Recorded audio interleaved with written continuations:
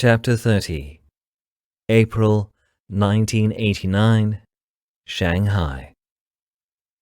John cringed, hiding amongst the plush cushions of his booth. It was close to midnight on a Saturday, and the tiny bar was still crammed with businessmen from Japan and Taiwan, looking for a good time with the local girls. The girls laughed and flirted, smoke swirling from the long cigarettes held carelessly between polished fingernails, and they pouted when the men's advances smudged their far too heavy makeup. "You look so innocent compared to these working girls. I shouldn't have brought you here," John said, squeezing Zoe's hand. She laughed at his serious expression, relieving the tension. Compared to the harsh life she'd led, his earnest and sometimes simplistic outlook charmed her. The way he held her hand when they walked together and his insistence on only meeting in respectable restaurants merely made her love him more. "How was your day?" he asked. "Rather exciting, actually. You know how university students have been walking out of their classes and protesting since Party Secretary Hu died last week. Today some of the young engineers, led by the Vice General Secretary of the Youth League at Institute 1970, put a box by the dining hall just before lunch. I heard they collected about 5,000 yuan in less than 30 minutes. They were so brave," she said, full of admiration but still in disbelief.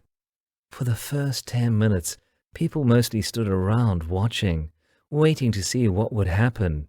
And as soon as the General Party Secretary put money in, people flocked to the box to donate. He's such a remarkable man. I really hope he won't be sacked for his initiative. "I'm impressed with their courage too," John said.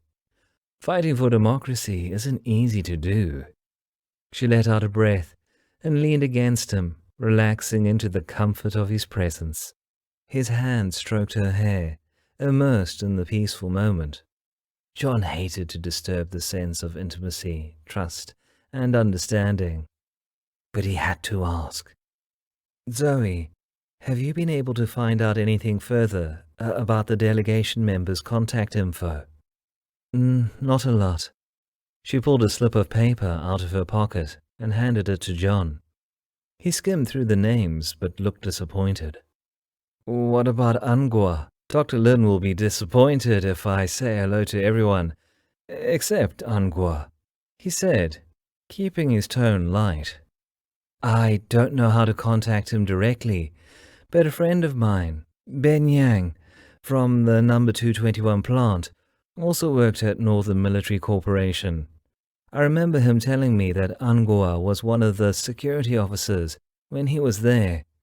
I suppose because of his engineering background, Angua was frequently assigned to overseas delegations." "What does Ben do now?" "He works in Beijing for Comstant, the Commission on Science, Technology and Industry for National Defense." "What's his position?" "I don't know exactly, but I gather it's quite important. Last time I went to Beijing to report on our design and research for Pakistan's Cheshma plant, he was at the meeting too, accompanying the Pakistan nuclear delegation." John's ears perked up. Maybe, at last, he'd found an opening, the key that would open the door to his search. Commission on Science, Technology and Industry, huh? Sounds as though Ben may be involved in some kind of international cooperative program, rather like me. I'm going to Beijing next week for a meeting with the American General Ambassador. Do you think Ben would be willing to meet with me? He and I might be able to work together, maybe set up a program that would benefit both our countries." "A good idea. I'm sure he'd be delighted to meet you." He smiled at her innocent enthusiasm, though his insides twisted at the way he was using her. The shame of dragging her into this bloody spy game made him sick, furious with himself and with Bill for making him lie to her.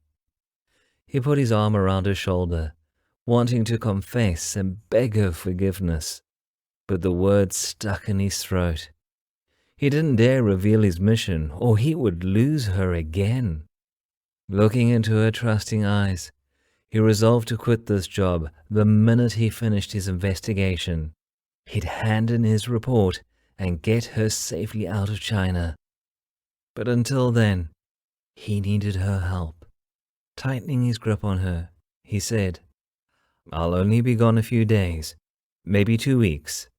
Promise me you'll look after yourself." "Okay," she promised. "And look, see what I still have." She held her hand up to reveal the garnet ring, perfectly complementing her long, delicate fingers.